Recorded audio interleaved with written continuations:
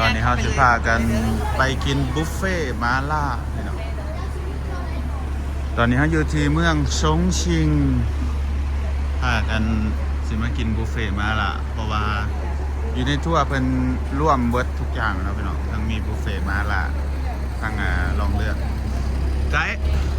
เขามีลองเฮือน้ำบ่แม่นตัวแรงวันนี้3ร่วม เที่ยวบ่ ร่วมแน่นั่นเลยบ่รวมบริพวกแก้วซื้อมารวมหมดแล้วว้าวเขาจะได้ลองเฮือส้มวิวพอมื้อแรกมาเดี๋ยวจะมารีวิวกันกินหมาล่าอยู่ที่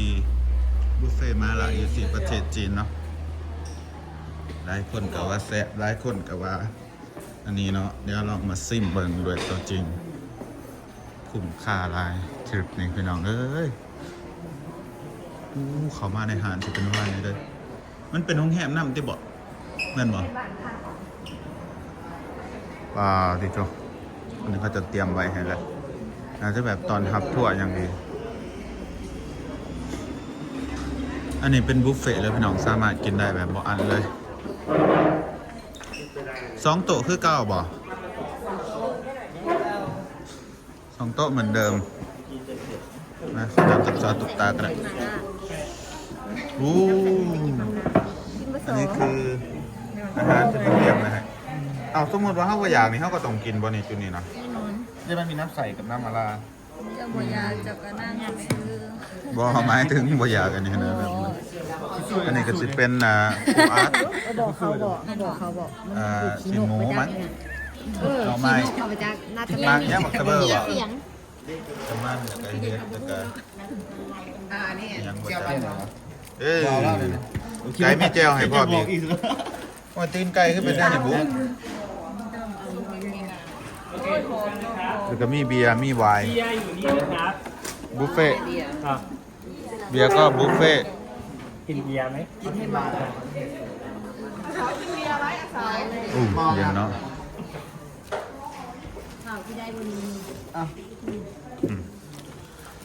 เดี๋ยวเรามาเบิ่งวิวก่อนว่าวิวข้างหลังมันเป็นยังไงใส่เอื่อยเบิ่งวิวในเอื่อยบาทหนึ่งบางอย่างไปเบิ่งในบาทหนึ่งอยู่เมืองจีนอันนั้นเป็นสะพานข้ามไปเมืองทางนี้ก็เป็นอีกตึกป่าอยู่ตัวก็เห็นเมืองได้เจอเลยเนาะแบบใหญ่แห้งมีเรืออันนั้นน้ำอยู่พี่น้องเดี๋ยวเมื่อแรกก็สิได้ลองเรือตัวนั้นเนาะนี่เพราะว่าไกด์ว่ารวมในโปรแกรมทัวร์เบิดแหละก็ลองเรือส้มมาโงยาต้มตึกที่มันเปิดไฟน่ะส้มตัวเมืองเลยเนาะแล้วก็น้ำเขาจะแบบใส่เนาะไม่น้ำนี่บ่ขุ่นบ่เปื้อนนะแนมเบิ่งบ่เปื้อนเดี๋ยวบ่มีสิ่งสกปรกเลยคือแม่น้ำเซโดนอยู่บ้านนี่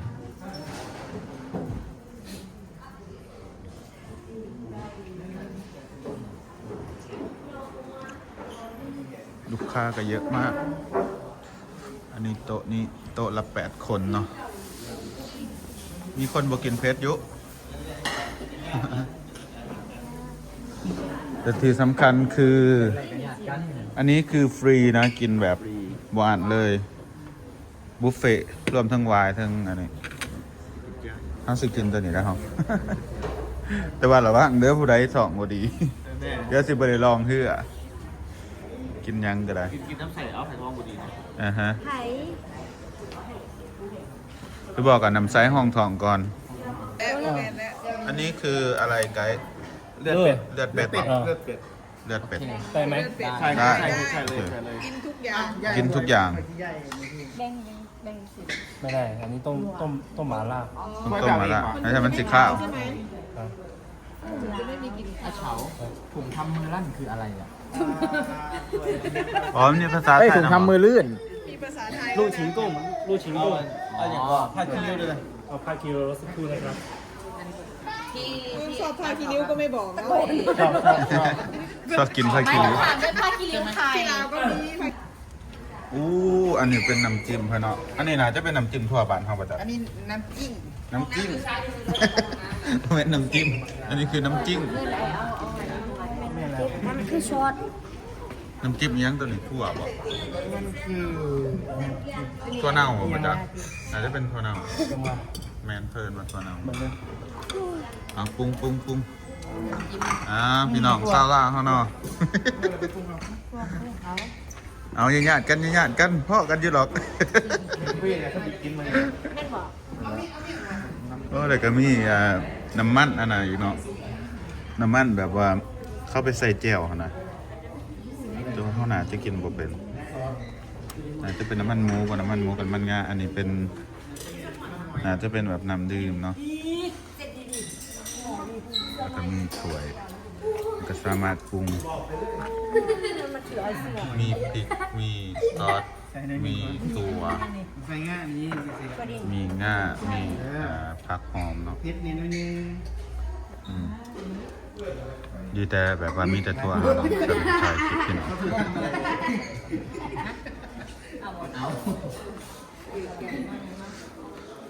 มูหูสิปรุงเลยเด้มาเพ็ดมันมาเพ็ดมาละนะมัน มันง่ายนะอันพี่เดิม เด้นี่เด้ แม่นบอกตัวมัน แมนน้ำมันงะมูหูคือกัน ประจานเด้อ แปร คนรักนิ้วเจอ แรปออยน้ำมัน อันนี้น่าจะเป็นน้ำปลา ช็อตแล้วตัวนี้ตัวขึ้นอ่ะตัวนี้มันยัง ข้าวคือเราก็คือออกว่าใหม่เนี่ยก็คือ อัน ใส่ นี้ ไก่กับมัน ใส่เป็ดแม่นบ่ แมนแมน ใส่เป็ด ใส่เป็ด ก็ใส่เป็ดก็ใส่ไก่แบบนั้น ใส่ไก่กับกี่ตือ เดี๋ยวพี่น้องเราจะมาปรุงแก้วเลยมาหรือตาปรุงจะได้นี่จะบอกก็ได้ ใส่นั่นเองใส่เอาถั่วออกมาก่อนแล้ว ตอนนี้เคิร์นอย่างทั่วเน่า แมนมันสิแมนว่าถั่วเน่าดิลองซิมึงก่อนเด้อ พ่อยังไงมาปรุง ซิมึงก่อน ต้นแหละที่ เอาใส่อีกเอาได้หลายหรอโอเค แล้วก็ ใส่เครื่องปรุง พี่กันนี่ต้องใส่บ่อันนี้เป็นกิ๊บบ่ โดยขั้นจะมักเพชรจะกระใส่โรด ใส่เอาน้อยหนึ่ง โอ้กินเพชรป่ะนี่อันนี้นะจะเป็นซอสหอยซอสยังหันเด้ตัวนี้เป็นเกลือเด้อแจ๊เบิ่งเด้อเป็นแป้งนัวนะแจ๊เบิ่งมันจะเป็นนัวๆดอก มันจะเป็นนัวๆอย่าใส่ร้ายแจ๊เบิ่งเป็นคือขนอนะ นี่บอกพริกเนาะเกี่ยงเนาะเข้ามาเป็นเกี่ยง แจ๊เบิ่งเอาดิแจ๊เบิ่ง อีหยังใส่ไปเบิด แจ๊เบิ่งอย่ามึงจะท อันนี้ก็หอมพี่น้องอันนี้ใส่ป่ะนี่ใส่ไปซะ ซิมเบิ่งมันเป็นอย่างละนั่นมันบ่ได้มีป้ายบอกเนาะว่าเป็นหยังแน่เนาะเฮาแล้วบ่จัก อันนี้เป็นงอกป่ะโมเมนตี้คนจีนกินเป็นงอกเลย อันนี้เกลือเนาะ เอาเพื่อต่างประเทศเนาะเพื่อคนลาว นี่จะเป็นถั่วแล้วนี่ที่ เอาบรรยากาศ แม่ถั่วต้องใส่เจียว ก็นี่เลยป่ะ หน้าอีเซ่แบบนี้ เขาไปกินมาหา ทำเมื่อกี้มัน แม่นบอก เป็นซีฟู้ด แค่นั้น ยังอยากใส่หม้าอยู่เนาะอีดี อันนี้ตัวนี้เป็นอย่างนี้เป็นอะไรไอ้พวกนี้เป็นอย่าง ตัวนี้นำใส่อิ๊วเด้อซอยนี่นี่บอกซอยซอสตัวนั้นน้ำมันอันนั้นเด้น้ำมันงาดิตัวนั้นน่ะ อันนี้ได้สักต้องใส่บอก บ่ฮู้คือกันตัวมันยังดูเบิ่งดู น้ำมันมั้ง น้ำมันโอ้หอมน้ำมันงาแหละตัวนี้ก็แม่นตัวนี้แหละ นี่ตัวนี้เป็นอย่างเกาะ น้ำมันงา ตัวนี้เด้ ตัวนี้ซอสอันน่ะบ่ซอสอันน่ะซอสอิหยังเกาะซอส ที่โซยุ น้ำใส่อิ๊วหั่นนะตัวนี้บ่จ้า ก้านผสมตัวนี้ในวาน ตัวนี้จังเป็นหยังจ้า ได้อยากใส่ตัวไหน ได้ยังใส่ให้มันเข้มขึ้น มันบุกเพชร วิสาคนมีคุณ thank you เด้อตากล่องเอาตากล่องไปตักก่อนนี่ ได้แล้วผู้ชายคนก็ได้ดอก ใช่เดี๋ยวหันแล้วมีตู้เอาอยู่ใส่นี่มีตู้เอาอยู่ใส่อ๋อมีตู้อยู่พุ่น มันคุ้มไหม โอ้เอาใส่พี่น้องใส่อันนี้ใส่เป็ดเนาะ ซิลิเจ เจอเยอะครับตัดอันนั้นพาคิริวเนาะเป็นจะแสบเว้ยแต่ว่าเขาสิกินตัวจืดก่อนได้เขาปะเขายานท้องเขาเจ็บเอาแบบเอาไปห้องท้องก่อนเลยสินะหมาล่าต้นตำรับจากจีนอยู่บ้านกินเซซวนเนาะเขาเกิดเนาะ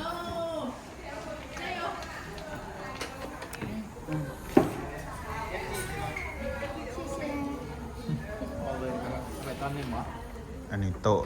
ทีมงานเนาะทีมงานจูเฮาจะไปกินเบียร์นำกันเมื่อคืน งานผักไก่ งานผัดแต่ทางนั้น โอ้ยบุกกุ้งเลยเอาตัวนี้ยิ่งแสบ ผัดเนื้อบหรือผัด หายใจแล้วก็ระปนกัน บุฟเฟ่ต์เอากินสั่งเฮ็ดหันนั้นมาหลายๆมันบ่มีเฮ็ดใหญ่ๆเนาะ ใจ เฮ็ดอันน่ะฮะ ใจ มันมีในลิสต์อยู่บ่ติ ใจไอเอามา เฮ็ดใหญ่ อ่านมาเป็นเบิร์ดสักช่วงอ่านหอแต่ผมทำมือลื่น ๆทงทำเลย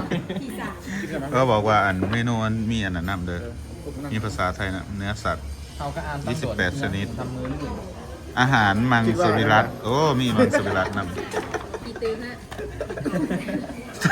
ยาเด้อ เดี๋ยว ยาเด้อไปหูเด้อ มันเป็นผู้กี่ตื้อนี่ไหม สมองหมู ในโลกลามนะอ้อลามมะอ้อลาม ตอนนี้หมอเฮาเริ่มฟดแล้วเนาะพี่น้องผู้ใดอันนี้ก็เฮ็ดงามๆไว้ตลอดเด้อเพราะว่าข่อยถ่ายคลิปเลยกินฮะ ทำไมไม่กินเบียร์ ตัวนี้เป็นตาแซ่บนี่ กินครับ อันนี้เราต้องกินให้หมดบ่ถ้าเปิด ถ้าเปิดต้องกินให้หมด ถ้าไม่หมดเลยครับก็ไม่ให้ไป ฮะต้องกินให้หมด กินได้เลยกินได้เลย ใครจะเปิดบ้าง เปิดบ่ เรากินเบียร์ครับ เอาครับบ่ถามความสมัครใจนะนี่ ถ้าเปิดก็กินน้ำกัน ไม่เมาเลยเสียเสียเลย เมาเลยเมาเลย เอาเบียร์เนาะ คนหนักเลยเขาไปกินเพียวๆนะมาแล้ว โอ้วายมันก็ต้องกินเพียวๆล่ะเอ้ย ตอนกินแสบอยู่แต่ตอนเมาที่หลุม กดแล้วนี่นะ เดี๋ยวสิบ่ได้ถ่ายรูปเนาะ เออ เออ นี่ไปลองเทื่ออีกอยู่ เอาเบียร์ให้มันหลอดก่อน อันนี้เขาคือเบาลงส่วนมันคือซุป กินบ่ได้บ่เบียร์เดี๋ยว ไอเอาลงเลย ต้องกินตอนนี้แล้วใส่ เอา ตา อันนั้น ก่ ก็ อน บอกเนี่ยเอา อันนี้เป็ เต็ น มหมดเลยนะ เอา อัน เอา นี้ก่อน ก้อนแล้วนะสิเรา มันที่บวก โอเค เลยเลย เอาพวกแกสิไปใส่ แต่ไปกินที่ซ้ายป่ะเนี่ย ถ้าจะได้อีหยังก็มีแต่จงไว้แล้วก็สีบอกเขา เอาได้บอกน้ำกัน นี่ไม่ได้หู อัน นะ นี้คือหน้าตามันน้องพี่น้อง อันนี้น้ำใส เป็นกดเขาครับผมเขาบอก อันนี้คือน้ำมาละ เบิร์ดสมองบินแล้ว มึงแม่หมักเลิกๆมันผูก คือยังคือนี่เนาะ เบิร์ดสมองบินแล้วสบาย มันก็หมูได้หมูเบา ผูก บางอย่างมันก็ต้องมีกฎแหละบางทีบางทีมันกฎทำมันสีมัวไปเบิร์ดมันจะเป็นระบบมันคือว่ากฎเลยหลวกที่นั่นคือสิ่งนี้อะไร ยังบ่ซุปเลยมันน้ำมัน ระวังเด้อ มี ข้าวหวานมันสุกแล้วเอาเลย จุ่มนั่นเอง แม่คือว่าก็จุ่มๆมากิน เอาจองมาในที่อยู่ พี่น้องเดี๋ยวเราสิมาลองซิมเบิ่งเนาะต้นตำรับมาละโอเค ต่างนะ ใครจะได้ ต่าง นะลองซิมเบิ่ง ทำไปกินในเวลา เบิ้งแก้วเนาะเป็นตะแสบเนาะจะพุงคัก เดี๋ยวมา เนาะ ละมัน ตอนคิงบ่ยังไง อืม จะได้ แซ่บแล้วเหรอ อืมเอาเลือดในซุปเลือดเพชรค่ะซุปอยู่รุมมันนี่เอาจองนี่เอาจองลองเบิ้งเออ แต่ว่ามีแต่น้ำมันเลยเกลือเป็ดไม่ใช่แต่ว่ามันแห้งเนาะ นุ่มๆ ทุ เนาะ กอย่างมีแต่น้ำมัน อ่า อันนี้เลือดเป็ดต้องชิมก่อนอืม กินแบบตรงกลางนี่ก่อน แซ่บ เอาไปสั่ง เป็นจังไดเจียวปรุงแสบอยู่บ่เจียว แซ่บอยู่แบบมันกินกับจีนแซ่บเลย พวกเอื่อยจ้างสิได้ไปปรุงใหม่แล้วเอื่อย อืม เอาซิมตัวใหม่ แซ่บเนาะเบิ้ง ตัวนี้หมูบ่ตัวนี้เป็นหยังเพิ่นบ่หมูบ่เลือ ด ดหมูเลือดแขนเสืออันนั้น ตัวดิ โอ้มีดีหลายนะ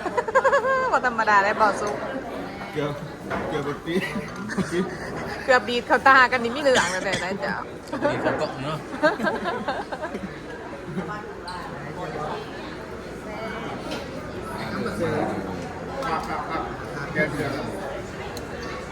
มันอิ่มเด้อมือนี่เด้อบุฟเฟ่ต์ดีเด้อ มีเวลาบ่เพิ่นว่าบุฟเฟ่ต์มีเวลาบ่ ตัวนี้ บ่มีเนาะซ้ำอิ่มโหลดแม่นบ่โอ้โธ่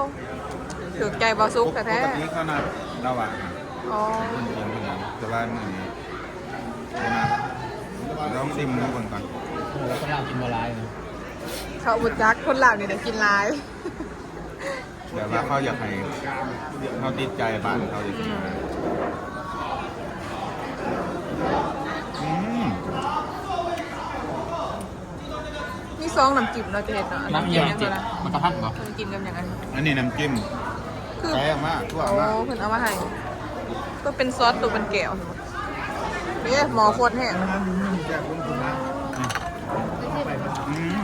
หอมไม่จุ่มน้ำเลยเด้อ หอมชมพู คือคอนี่แล้วนี่ อันนี้ตากินตาจับ ไอ้เบื่อนั่นเด้อ หมุนเบิ้งอ้าวสาวตุ๊กตาเป็นซีมเนาะพี่น้องอ่ะ ก่อนหมดไหน มาซีมให้เบิ่งแหน่สาวตุ๊กตา ใส่หมอกใส่ทั้งหลายๆอย่างมัน สาวหน้าโป่งมานี่ มานี่นี่มามีอันนั้นน้ำใหม่ เอารถ ไปซิดูไปที่หนา เอา หมาเลยก่อน อืมสาวตุ๊กตาสิซีมเบิ่งเพิ่นนะโอ้บ่จิ้มน้ำจิ้มนี่เนาะแซ่บอยู่ ครับ แซ่บเนาะเป็นแนวแซ่บๆพี่น้องเพิ่นกินให้มันครบ มาสองเลย แซ่บบ่บาติ แบบอยู่ เดี๋ยวเราเอายังมาให้อีกอะหมูตัวนี้เนี่ยแซ่บนะหมูสามสันนี่ แซ่บ คือใส่เป็ดอ่ะ ก็คือมื้อนี้ผู้ใดสั่งหมักเล่นมา บ่มี3สันแต่ว่าตัวนี้เขาสั่งนี่ตัวนี้เนื้อหมูอะไร แล้วผมถูกอ่ะ เฮ็ดด้วย เอายานะเนี่ยยังเอาลง เอารถ หมูถึงว่ากันติดใส่กันหมดเลยนั่นแหละ ที่ดอกนี่จะกินเบียร์ ตอนนี้โอ้มันโคตรอย่างนี้เนื้อเป็ดนะไส้เป็ดนะ เอาอีกว่าผักชีดิว เอา เอาลงไปเลยป่ะ ยังบ่ทันซิมสับ มันโหดเลยบ้างเอาลง มาใส่เลยอันนี้พาคีริวเนาะ ก็เคยคิดว่าเต็มจานในที่แทนนั้น อันนี้ของแท้เลยนี่โบเมนตัวสีขาวๆคือเขากิน อยู่บ้านเฮามันจะเป็นขาวๆเนาะ เนี่ย อันไหน อ๋อโบเมนตัวโบเมน เอาลงไปแล้ว โอ้ เอาไอ้โบเมนตัวนี้บ่ไอ้ ไอ้ลูกชิ้นก็เป็นกล่องเนี่ย สี่ไส้อะไรผมทำมือลื่น ใช่ปะ อะไรลูกชิ้นกุ้ง ใส่นมได้มันเป็นแบบนี้นะ ชิ้นกบ ลูกชิ้นกุ้งเบอร์เดอร์สิซิมซูฟังสิซิมซูมันเป็นยังไง ซิมมาอันนั้นพักยังหันติ ฮะ พักยังกันน่ะ สปิไทยคันนะ ว่าสไตล์คนจริงแซ่บอยู่บ่เอ้ยแซ่บอยู่บ่ เซมมักเซเวอร์ บักเซเบอร์บ่ มักเซเวอร์รสชาติอ่ะจืดๆจังสันละ อันนี้สวยมันในน้ำตาลมันออก บ่แบบสไตล์จีนเลยอาทิตย์สู้ให้เราแน่สาวตุ๊กตา เอาให้แล้วไอ้ เพื่อกระลินน้ำข่อยแล้ว นอกเก้า แซ่บอยู่บ่ทางนั้นแซ่บอยู่บ่ แกอยู่บ้านแกอยู่บ้านมันใส่เบอร์เขาบอกกันสไตล์คนเท่ในเช็คกัน แซ่บแซ่บตำจอกเด้อ ตำจอกกำไปสั่งของกินในเอื้อยตาก ำลังมีสั่งนั่นนะ ไล่เนี่ยเจ๊นั่นอีกอันนึง อีกอันหนึ่งโอเค แล้วก็ไว้แล้วหรือ อะไรกินมันก็ได้ในหม้อนี่เด้อผมก็กินบดกับชิมายกัน ไม่แซ่บรู้เลยเนาะ จะได้สกินเนื้อ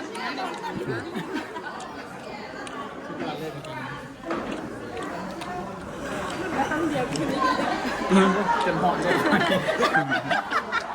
ไปอีกหนึ่งเนาะ ไลน์นอกใส่เสียงไลน์นอก ซีน่ะแต่ละคนตอนนี้มีแต่คนอิ่มๆเนาะ หยาดตอนทำบิดหยาดกันกินอันเบิร์ดบาทตีเด้อ เป้าอยู่ใน2 นาทีอะไร มาล่ะครับพี่น้องแต่บิดคิดว่าหยุ่มใส่อุ๊ยแซ่บผู้ใดกันเลย เฮ้ยเจ้ามันก็แซ่บ อยากจางยูกินมาเบิร์ดข้าวปั๊บเลยตาเด้อ อย่าเป่าเลยได้กี่วันได้ แต่ก็เห็นหน้าตีบอน่าจะบ่ได้ ได้นี่เอากล่องมาให้ แน่นบ่ คีบใส่กล่อง